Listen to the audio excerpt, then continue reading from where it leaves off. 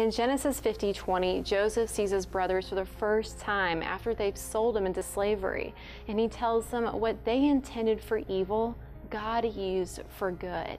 And that is still true for people today, and you're about to meet a sex trafficking survivor who has an amazing story of how God really used pain in her life to change the lives of many people. It's what I do. I love to do it. And I'm really good at it too. Sheila Simpkins helps women escape trafficking. I'm like the initial person that they meet because I had the same history as them for the majority of the women. And so what I normally do is I try to build that trust. She has her own story of abuse and hope. I come from a very dysfunctional family.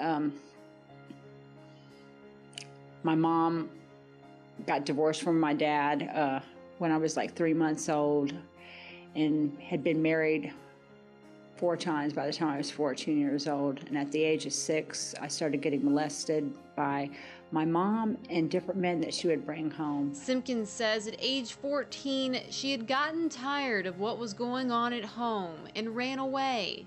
It was then she had her first experience being trafficked for sex. I met a boy who I really thought was my boyfriend. I really did, you know. It felt like he was my boyfriend. I was getting love that I wasn't getting at home. I was getting a different kind of love that I was not able to get at home. I wasn't getting beat up at the time. In the beginning of it, I wasn't getting beat up. And the next thing you know, I need you to do me a favor. You just do this one time, because right now we're broke. And it just kind of went on like that. Simpkins was put in different group homes, and her boyfriend was later killed. She began prostituting herself to pay for a bad addiction she had developed. And so I started working in a strip club as a waitress, and it led into me stripping and stuff. And that's whenever I met this really beautiful guy. He was beautiful, and he sold me a dream.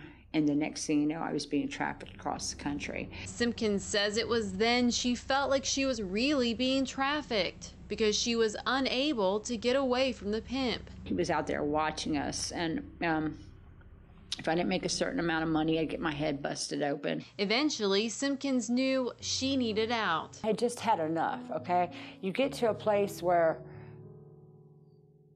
okay, fear keeps you locked there, okay? I was done, you know.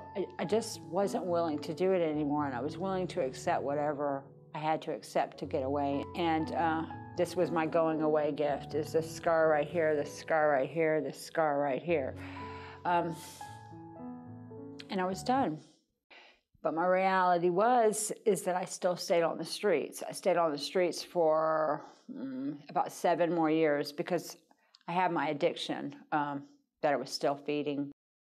In 2004, Sheila says she hit rock bottom and got herself into a program for several years. Whenever I first got clean, I had real bad resentments towards God because I could not understand why He allows such bad things to happen to such innocent children, you know? But I've come to realize, and I'm okay with it now, you know, it's all part of the plan. And I thank Him now, because guess what? My life is really, really good. Today, Simpkins is a wife, a mother, and intervention specialist at End Slavery, Tennessee. She works devotedly to save women in hopes that they won't have to go through all the things that she has experienced. I just think that it's what I'm supposed to do. Right. You know, I really do, because sometimes I just think it's what I'm supposed to do. I don't know. I think that God had a plan for me, you know, and this was my plan. And so kind of like my whole past kind of makes sense now. Okay, okay, all right, now I get it. Okay, now I get it. For Bridges, I'm Rachel Markin.